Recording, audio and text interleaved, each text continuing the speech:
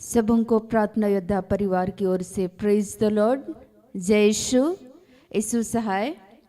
आज का जो वचन हम सबों को दिया गया है, नीति वचन, जिसको सुक्ति ग्रंथ भी कहा जाता है, अध्याय 3 पद संख्याएं 21 से लेकर 30 तक। हे मेरे पुत्र, ये बातें तेरी दृष्टि की ओट में ना होने पाए, खरी बुद्धि और विवेक की रक्षा कर, तब इनसे तुझे जीवन मिलेगा और ये तेरे गले का हार बनेंगे। तब तू अपने मार्ग पर निडर चलेगा और तेरे पाँव में ठेस ना लगेगी। जब तू लेटेगा तब भय ना खाएगा, जब तू लेटेगा तब सुख की नींद आएगी। अचानक आने वाले भय से ना डरना, और जब दुष्टों पर विपत्ति आ पड़े तब ना घबराना, क्योंकि यहोवा तुझे सहारा दिया करेगा और तेरे पाँव को फंदे में फंसने ना देगा। जिनका भला करना चाहिए, यदि तुझ में शक्ति रहे तो उनका भला करने में ना रुकना। यदि तेरे पास देने को कुछ हो तो अपने पड़ोसी से ना कहना कि जा कल फिर आना, कल मैं तुझे दूंगा। जब तेरा पड़ोसी तेरे पास बेखटके रहता है तब उसके विरुद्ध बुरी युक्ति ना बांधना। जिस मनुष्य ने तुझसे बुरा व्यवहार ना किया हो, उससे आकरण मुकदमा खड़ा ना करना। आज सर्वप्रथम प्रभु का धन्यवाद करेंगे आज के इस दिन के लिए। प्रभु हर एक छोटी छोटी बातों को हम सबों को सिखलाना, बतलाना और समझाना चाहते हैं। हम सभी ईश्वर के वचनों को सीखने के लिए, समझने के लिए हर दिन उतनी ही तत्परता के साथ प्रभु के समीप आते हैं, तो निश्चय ही प्रभु भी हमारे भूख और प्यास को देखते हैं। तो आज प्रभु ये कहना चाहते हैं कि यदि हम सारे लोग परमेश्वर के वचन और शिक्षा के अनुसार जब जीवन के दिनों को जीते हैं, तो ईश्वर बोल रहे हैं कि हे मेरे पुत्र, ये बातें तेरी दृष्टि की ओट में ना होने पाए, खरी बुद्धि और विवेक की रक्षा कर। ईश्वर क्या कहना चाहते हैं? ईश्वर ये कहना चाहते हैं, ईश्वर के वचन और शिक्षा के अनुसार हम लोगों को क्या करना है? जीवन को जीना है। आपके पास ईश्वर का वचन है, उसकी आज्ञा, विधियों को, शिक्षाओं को आप जानते हैं, और आप क्या करके रखें? अपने मुंह को, ईश्वर का जो वचन है आपके जीवन में, उसको कवर करके रखना नहीं है, छुपा के रखना नहीं है। आपके जीवन में, आपके कार्यों के द्वारा ईश्वर की शिक्षा लोगों के जीवन में क्या होना चाहिए? दिखना चाहिए।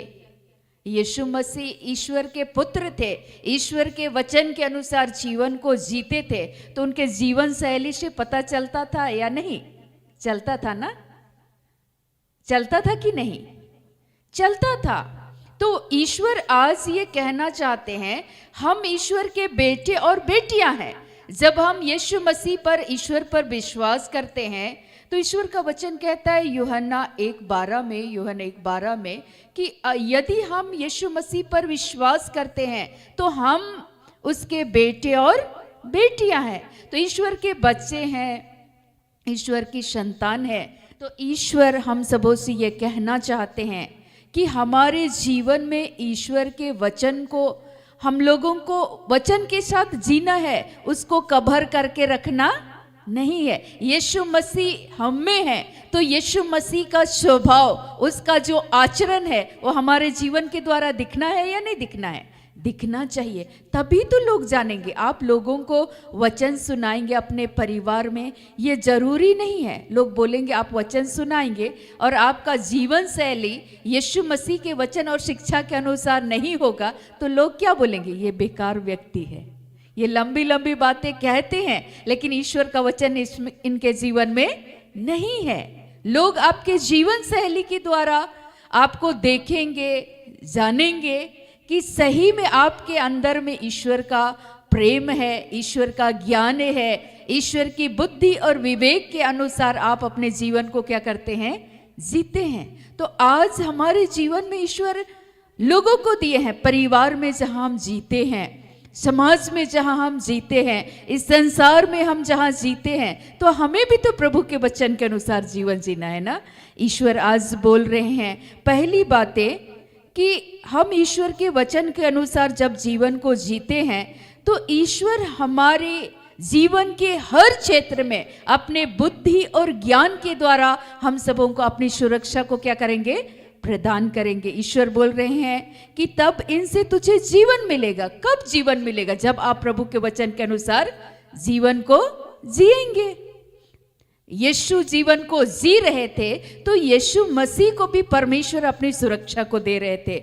और ईश्वर बोल रहे हैं कि जब हम यीशु के वचन और शिक्षा के अनुसार जीवन को जीते हैं तो इस जीवन में भी आनंद मिलेगा, खुशी मिलेगा, सुकून मिलेगा और ईश्वर का वचन हमारे जीवन में एक हार का रूप कार्य करेगा।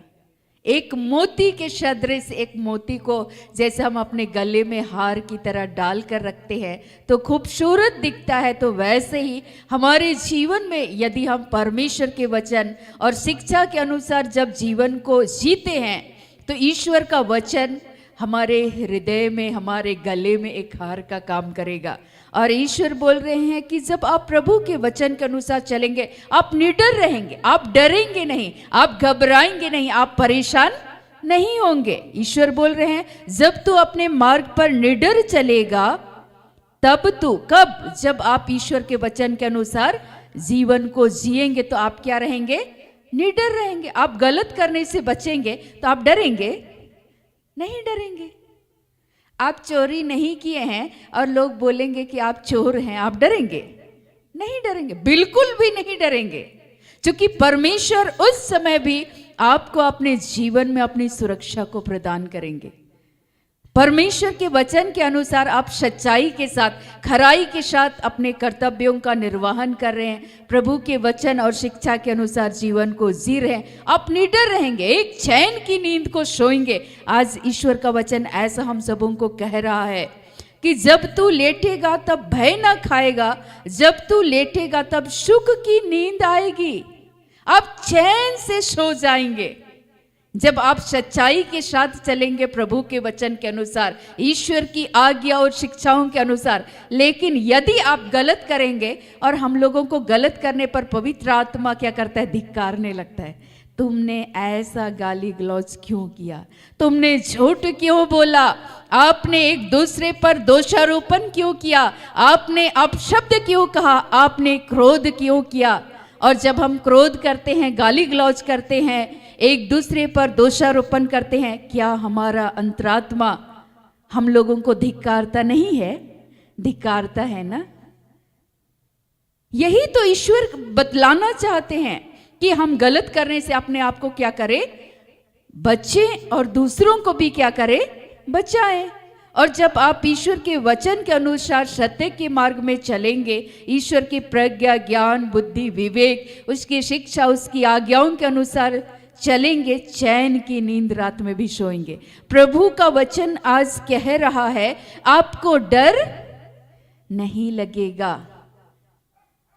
मैं आपको बताऊं, नीति वचन में ही लिखा हुआ है एक आलसी के बारे में। नीति वचन 6, सुक्ति ग्रंथ 6 से 9 तक में लिखा हुआ है कि चींटियों को देखो। आप लोग बाद में वचन को पढ़ लीजिएगा, लेकिन मैं इस उदाहरण को इसलिए देना चाह रही हूं, गार्जियन नहीं होने की वजह से बचपन में मैं सोचती थी कि नहीं, लोग बोलते हैं आपको कटोरी लेकर रोड में भीख मांगने का नौबत आएगा, आप कंगाल हो जाएंगे, आप दरिद्र हो जाएंगे। तो मेरे हृदय को कचोटता था, दुख लगता था। मैं बोलती थी कि प्रभु, गुस्सा नहीं आता था, दुख होता था। और मैं बोलती थी प्रभु, ये लोग नहीं जानते, कुछ भी बोलते हैं, इनको समझ में नहीं आता है कि ये क्या बोल रहे हैं। प्रभु तो इनको क्षमा करना और इन पर दया करना। आज वो मेरे ऊपर बोल रहे, कल को कि ये किसी और के ऊपर बोलेंगे। लेकिन मैं बताऊं, लोग बोलते थे, लेकिन मैं सच्चाई के अनुसार जीवन को जीने का प्रयास कर रही थी। उस बचपन के समय से मैं बोलती थी, मैं धोखाधड़ी का काम नहीं करूंगी, मैं चोरी नहीं करूंगी, मैं गलत काम नहीं करूंगी। प्रभु मुझे अपनी सुरक्षा को देंगे, हम मेहनत करेंगे, जितना सकेंगे उतना करेंगे। और मैं जानती हूं कि जब हम अपने कर्तव्यों का निर्वहन पूर्ण ईमानदारी के साथ करेंगे तो परमेश्वर अपने भक्तों को अपनी सुरक्षा को देता है। तो प्रभु मुझे अपनी सुरक्षा देंगे, रक्षा करेंगे और हम चैन की नींद सो जाएंगे। लेकिन जो दूसरे के साथ धोखाधड़ी करते हैं, दूसरे पर आरोप लगाते हैं, दोषारोपण लगाते हैं, उनका मन तो अशांत रहेगा, उनको चैन की नींद नहीं आएगी, लेकिन हम चैन की नींद सो जाएंगे। और मैं आपको बताऊं कि लोग व्याकुल हो जाते थे, लेकिन प्रभु की बहुत बड़ी कृपा थी कि ईश्वर का वचन कहता है कि मूसा के बाद ईश्वर यहोशू को नेतृत्व करने का कार्य को जब देते हैं, तो उस समय यहोशू को ईश्वर बोलते हैं कि जैसा मैं मूसा के साथ रहा वैसा तुम्हारे साथ रहूंगा, जिस जिस स्थान पर तुम पांव धरोगे मैं तुम्हें सफलता देता जाऊंगा। तो मैं एक विश्वास के साथ चलती थी, सच्चाई के साथ। मुझे नहीं मालूम था वो वचन सब, लेकिन मैं सोचती थी कि सच्चाई के साथ जीवन को जीना है, पूर्ण ईमानदारी के साथ करना है। जो लोग गलत करते थे मैं उनके लिए प्रार्थना करती थी, प्रभु ये लोग नहीं जानते इसलिए ऐसा कर रहे, इनके पास अगर आपका ज्ञान होता, बुद्धि और विवेक होता तो प्रभु ये ऐसा काम नहीं करते। मैं आपको बताऊं कि मैंने उनके जीवन को देखा कि वे व्याकुल हो जाते थे, वे परेशान हो जाते थे, ना केवल वो व्यक्ति बल्कि उनके परिवार के सभी सदस्य। और मैं चैन की नींद सोती थी। क्यों? मैं बाद में वचन को पढ़ी कि ईश्वर का वचन ऐसा लिखा। प्रभु में आने के बाद जब मैं वचनों को पढ़ने लगी तो मुझे एहसास हुआ कि ईश्वर तब भी अपने पवित्र वचन के द्वारा अपने कसौटी में मुझे कस रहे थे, सिखा रहे थे, समझा रहे थे। बेटा तू सत्य के मार्ग पर जब आप चलोगे ईश्वर के वचन और शिक्षा के अनुसार, तो प्रभु आपके जीवन की क्या करेंगे? रक्षा करेंगे। दूसरी बात, जब आप सोएंगे तो आप चैन की नींद सोएंगे। और ईश्वर बोल रहे हैं कि अचानक आने वाले भय से ना डरना और उससे आपको डरने की कोई आवश्यकता नहीं होगी। मैं सोचती थी कि इससे बुरा क्या होगा, अब जाने वाले चले गए, इससे बुरा क्या होगा, अंततः लोग मुझे मार डालेंगे। मैं बोलती थी जितना चोरी करना है कर लो भाई, आप मेरे जीवन में जो प्रभु की अनुग्रह है, ईश्वर की कृपा है, इसको आप चुरा नहीं सकते हो। मेरे अंदर जो प्रभु ने अपने बीज को बोया है, जो सच्चाई के अनुसार जीवन को जीने के लिए, आप उसको नहीं चुरा सकते हो। ईश्वर मिनटों में खड़ा कर सकता है, ईश्वर मिनटों में अपना आशीर्वाद को दे सकते हैं। और मैं एकदम निधड़क होकर के चलती थी। मैं आपको बताऊं कि जब मैं खेती करती थी तो लोग जो धान की बालियां होती थी, जिसमें बालें फुटती है, धान रहता है, उसको ऊपर की बालियों को लोग काट देते थे। जब मैं उड़द उखाड़ करके रख देती थी, जिस जमीन पे खेती करते थे, लोग उस उखड़ा हुआ उड़द को पूरा उठा कर ले जाते थे।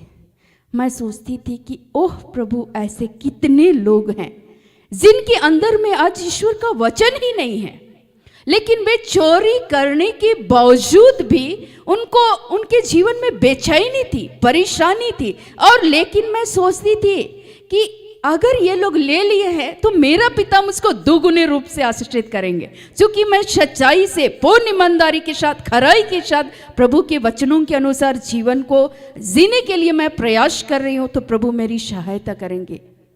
धान की कटाई करने के बाद जब खलिहान में चढ़ाते थे, धान को रख देते थे, तो वहाँ से लोग चोरी कर लेते थे। मैं सोचती थी कि कितना गलत होगा, लेकिन मैं उन तमाम लोगों के लिए प्रभु की ये अनुग्रह थी, मुझको गुस्सा नहीं आता था।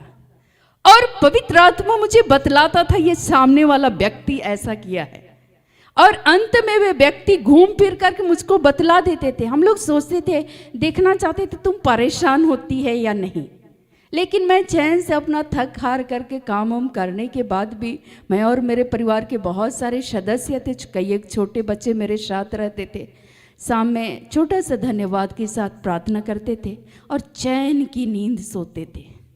मैं सोचती थी ईश्वर तन ढकने के लिए वस्त्र देता है, खाने के लिए भोजन देता है, और ईश्वर बोलता है कि प्रतिदिन की जो रोटी, प्रतिदिन का जो आहार है हमें दिया कर। तो प्रभु रोज दिन हमारी ज़रूरतों को पूर्ण करते हैं और अपनी सुरक्षा को देते हैं और हमें अच्छी नींद को देते हैं।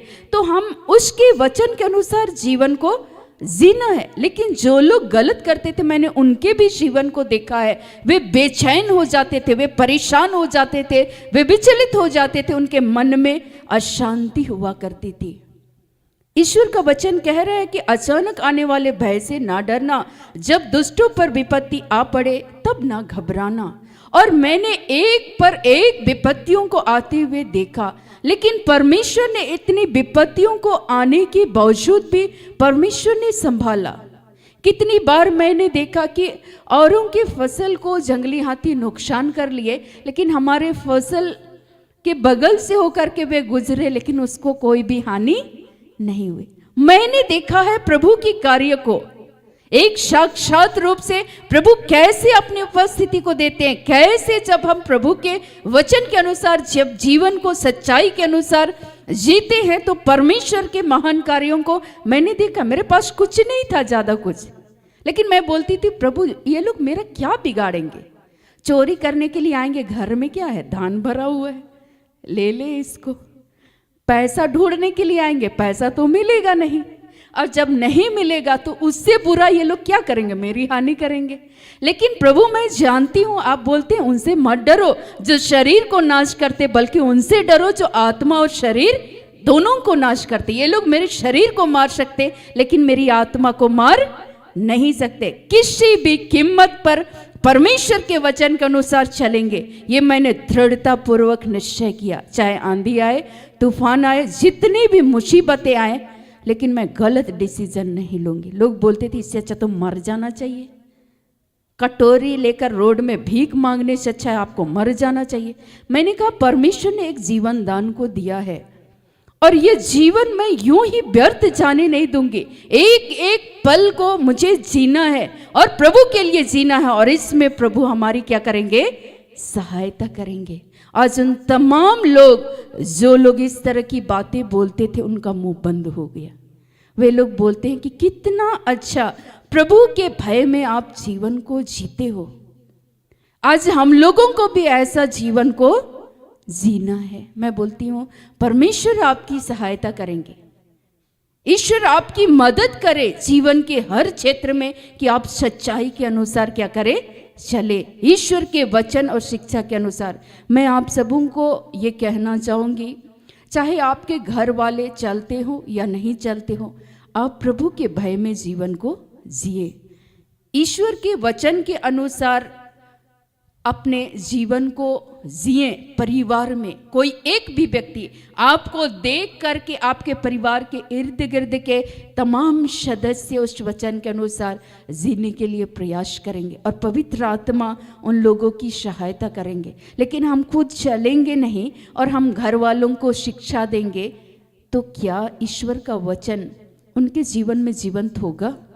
नहीं।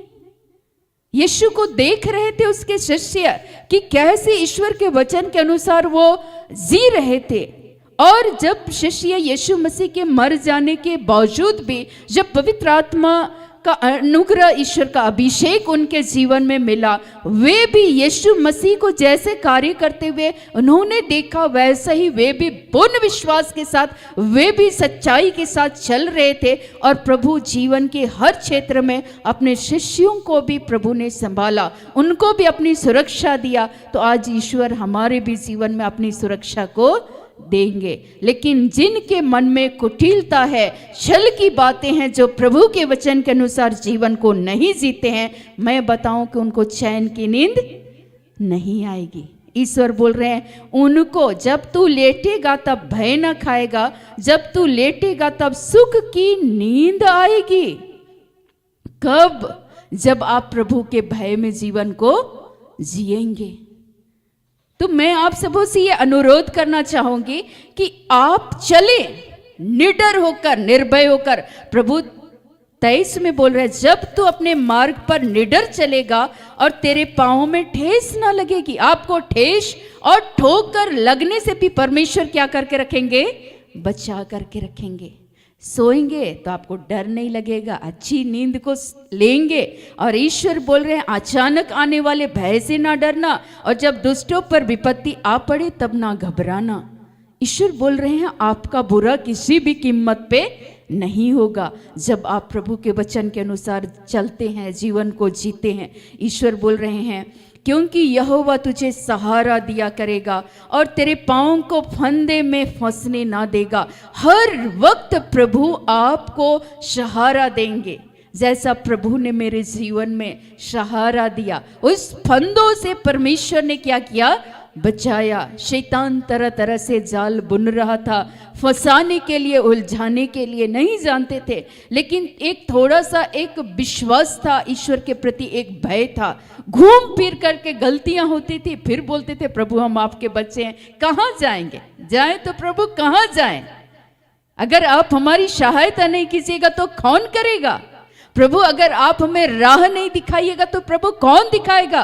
प्रभु अगर आप हमारे हाथों को दृढ़ता पूर्वक नहीं थामिएगा, प्रभु हम आपके हाथ को थामेंगे तो निश्चय हमारा यह हाथ छूट जाएगा। लेकिन प्रभु अगर आपकी अनुग्रह, आपकी कृपा के तहत आप हमारे हाथों को थाम लेंगे, हम दृढ़ता पूर्वक आपके वचनों के अनुसार जीवन जीने में आप हमारी सहायता कीजिए, तो प्रभु हम कभी भी तुझसे अलग नहीं होंगे।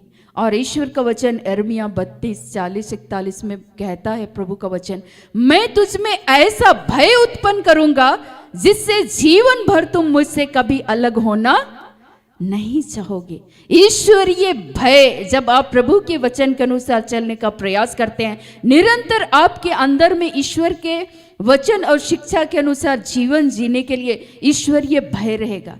मुझको लगता था कि नहीं, मुझको कई बार बोला जाता था, इससे अच्छा तो आपको बदला ले लेना चाहिए। अंदर से आता था, बदला लेना तुम्हारा काम नहीं है। नहीं मालूम था वचन कहाँ लिखा हुआ है, लेकिन जो चीज अंदर से पवित्र आत्मा, बाद में पता चला कि ऐसा पवित्र आत्मा हम लोगों को प्रेरित करता है, तो अंदर से जो चीज लगता था वो मैं सुनने का प्रयास करती थी। और मैं सोचती थी कि नहीं, ऐसा नहीं करना है। लगता था कोई गलत किया है तो उसकी मदद नहीं करना चाहिए। ईश्वर बोलता था कि बुराई को बुराई से नहीं, लेकिन बुराई को भलाई से जीतो। परमेश्वर अपने वचन के अनुसार जीवन जीने में हम सबों की हर एक वक्त में क्या करते हैं? सहायता करते। आप चलने का कोशिश कीजिए, और कोशिश करने वालों की कभी हार नहीं होती है। आप गिरेंगे, लेकिन मैं बोलती हूं गिरना बड़ी बात नहीं है, गिर कर उठना बड़ी बात है। आप उठिए और चलिए प्रभु के वचन के अनुसार, आपको चैन की नींद आप ले पाएंगे। आपको परमेश्वर सहारा देंगे। परमेश्वर आपके जीवन में आने वाले भय से आपकी रक्षा करेंगे। आपके जीवन में चाहे तरह तरह की विपरीत परिस्थितियां क्यों ना आए, लेकिन परमेश्वर अपनी सुरक्षा को प्रदान करेंगे। एक क्षण के लिए मुझे भी डर लग रहा था, एक पर एक मृत्यु होते जा रही थी। मुझे लगता था अब किसकी बारी है, लेकिन कुछ नहीं समझ में आता था। मैं बोलती थी, प्रभु जो कुछ भी गलती हुआ है, हम बच्चे हैं प्रभु, तेरे दर पे आते हैं, लेकिन प्रभु तू हमारे पाप और गुनाहों पर दृष्टि ना लगा, और हमारे पापों को तू क्षमा करना। इस घर में, इस परिवार के द्वारा जितने भी गलतियां हुए, ऐसे संसार भर में जितने भी लोग हैं प्रभु, हम चल नहीं पाते, लेकिन प्रभु तू हमारी सहायता करना, और हमारे गुनाहों के लिए प्रभु तुझसे क्षमा चाहते हैं, क्षमा कर देना। और मैंने बार बार प्रभु की अनुग्रह को मैंने महसूस किया कि हर वक्त लगता था कि नहीं, अब शायद घोर विपत्ति आने वाली है।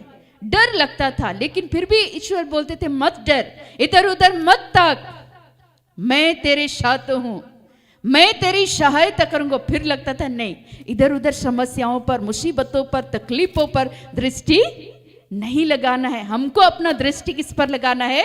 ईश्वर पर, ईश्वर के भय के अनुसार चलना। मैं बोलती थी, छोड़िए इन बेकार की बातों को, छोड़िए इन फालतू की बातों को, इस पर हम लोगों को दृष्टि नहीं लगाना है। जाने दीजिए सारी बातों को, ये सब होता है, लेकिन परमेश्वर अपनी सुरक्षा को हम सबों को प्रदान करेंगे। और हर वक्त में प्रभु की सुरक्षा को मैंने महसूस किया। मैं आपको बताऊं, ईश्वर का वचन कहता है, क्योंकि यहोवा तुझे सहारा दिया करेगा, वह तेरे पांव को फंदे में फंसने ना देगा।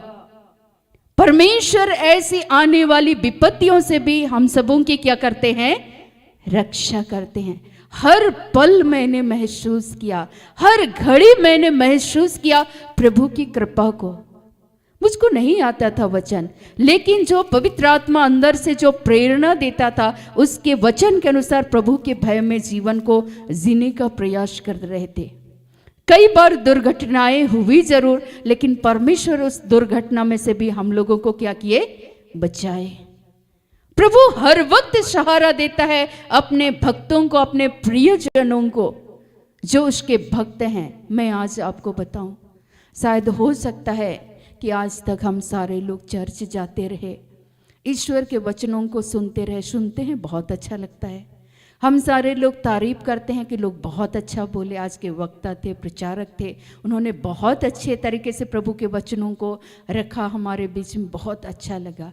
लेकिन मैं आपको बताऊं, विपरीत परिस्थिति में ईश्वर अपने वचन की कसौटी में कसता है।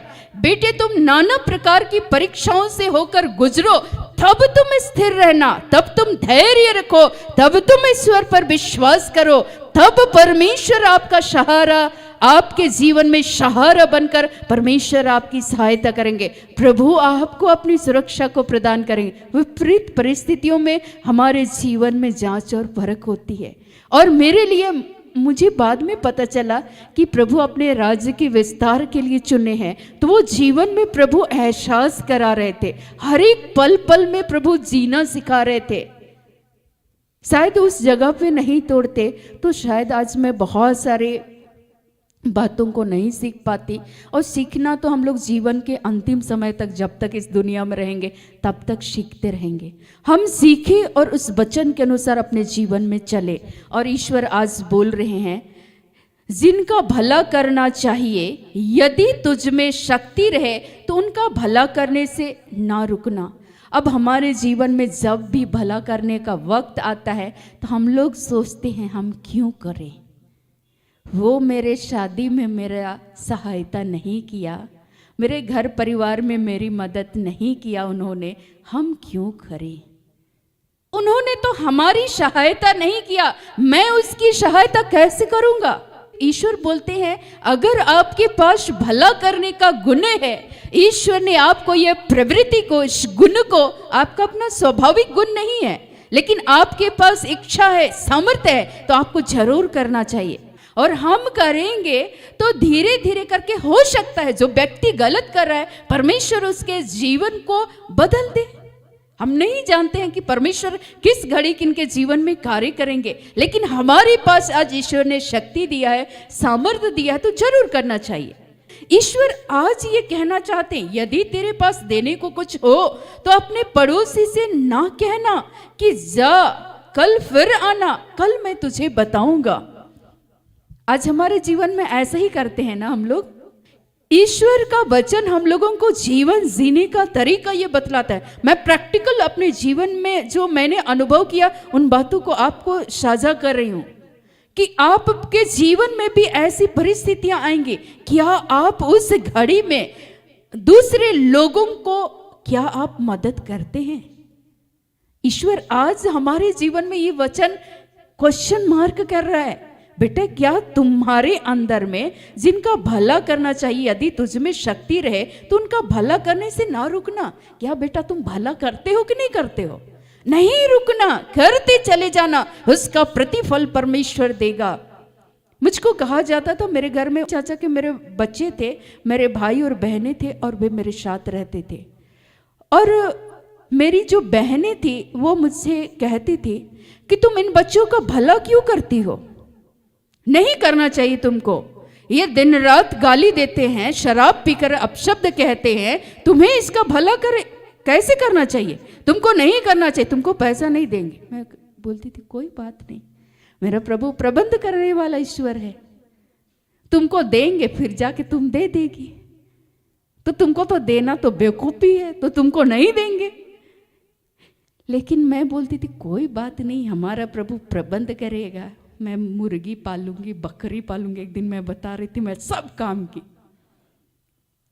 मैं यही बोलती थी प्रभु मैं मेहनत करूंगी, मुझे दूसरे के पास जो पब्लिक कहती है भीख मांगने का नौबत आएगा, प्रभु ये अवस्था को नहीं आने देना। हम मेहनत करेंगे ईमानदारी के साथ। अगर वे मेरी मदद नहीं करेंगे, चूंकि मैं अगला का मदद करूंगी, तो वे अगर मेरी मदद नहीं करते हैं, मेरी सहायता नहीं करते, प्रभु कोई बात नहीं, लेकिन तू मेरी सहायता करता है और तू इस अच्छे कार्य को करने में आप मेरी सहायता करते हैं हर एक वक्त। और मुझको बहुत ही आनंद आता था, क्योंकि मैंने अपने दादाजी को करते हुए देखा, मैंने मेरे पिताजी को करते हुए देखा, तो मुझे भी अच्छा लगता था।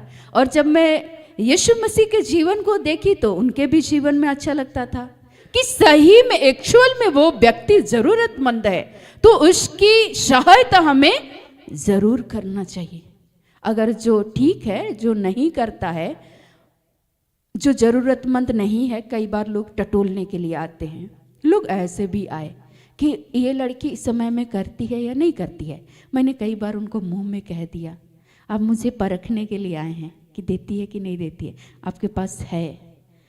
वैसे लोगों की मदद करना चाहिए जो वाकई में जरूरतमंद है।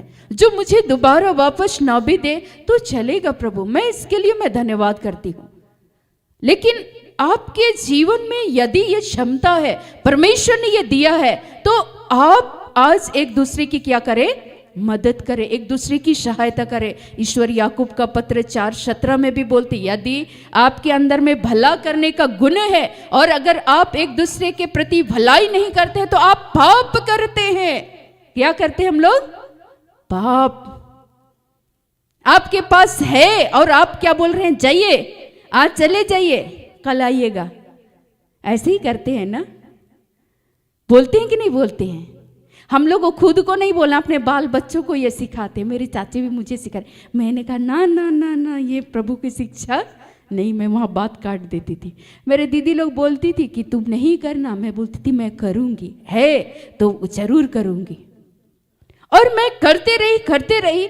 आज मैं प्रभु को धन्यवाद देती हूँ कि प्रभु किसी भी चीज़ की घटी नहीं होने दिए, कभी नहीं, आज भी नहीं होने देते हैं। ईश्वर का वचन कहता है, नीति वचन 11 उसका 25 में, जो दूसरों की खेती सींचता है उसकी खेती आप सींची जाएगी। उद्धार प्राणी हष्ट पुष्ट हो जाता है। जब आप उद्धार बनेंगे, उद्धारता पूर्वक देंगे, परमेश्वर आपकी सहायता करेंगे, आपके खत्तों को भरा पूरा रखेंगे। लेकिन आज हम लोग देना नहीं चाहते हैं, भला करना नहीं चाहते हैं और हम अपेक्षा करते हैं ऐसा नहीं होगा। यीशु दिए, हमारे लिए बलिदान कर दिए।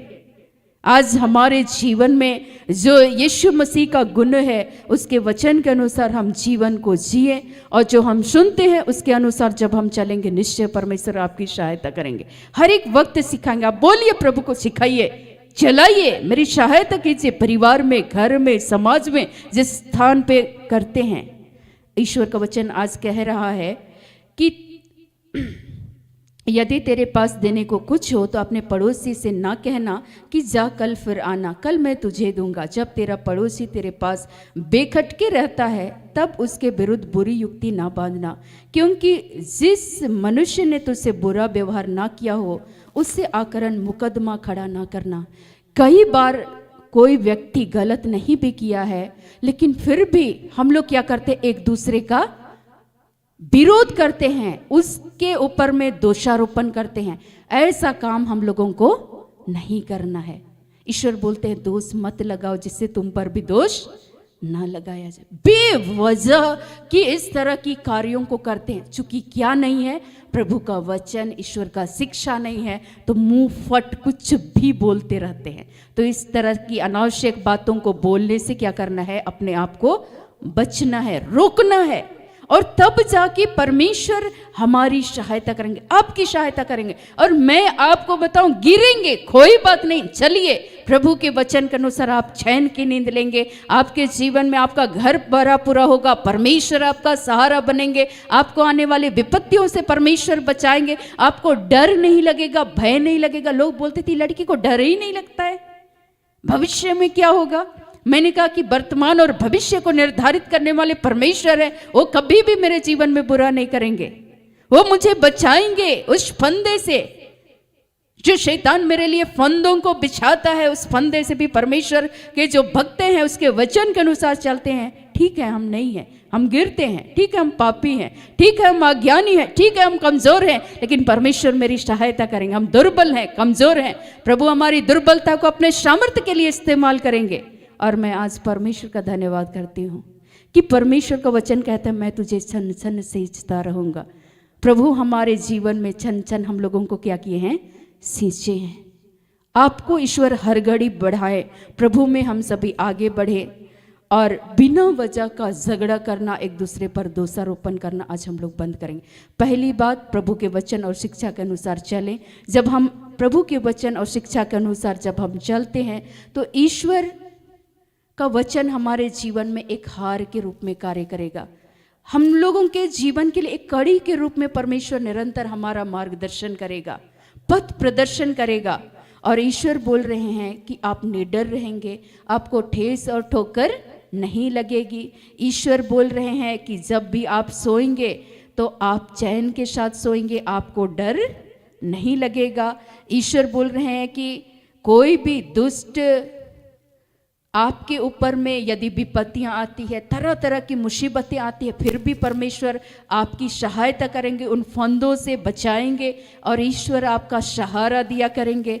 ईश्वर बोल रहे हैं तेरे पाँवों को फंदे में फंसने ना देगा, हर बुराई से परमेश्वर आपको बचाएंगे। ईश्वर बोलते हैं जिनका भला करना चाहिए, यदि तुझ में अगर आपके पास गुण है तो एक दूसरे का भला जरूर करें। पवित्र आत्मा की सहायता के आप बांटेंगे तो परमेश्वर आपको और भी आगे बढ़ाएंगे। आप स्तुति आराधना करेंगे, लोग आशीष को प्राप्त करेंगे और आपके जीवन को परमेश्वर और दुगुने अभिषेक से भरेंगे, क्योंकि आप क्या कर रहे हैं, उसको दे रहे हैं। लेकिन आज हम लोग देते नहीं हैं, उसको आज ईश्वर बोल रहे हैं उसको कवर करके रखना नहीं है। तो आइए ईश्वर आज के हर एक वचनों से प्रभु यीशु मसीह हम सबों को बहुत आयत की आशीष, अनुग्रह और कृपा प्रदान करे। आमीन।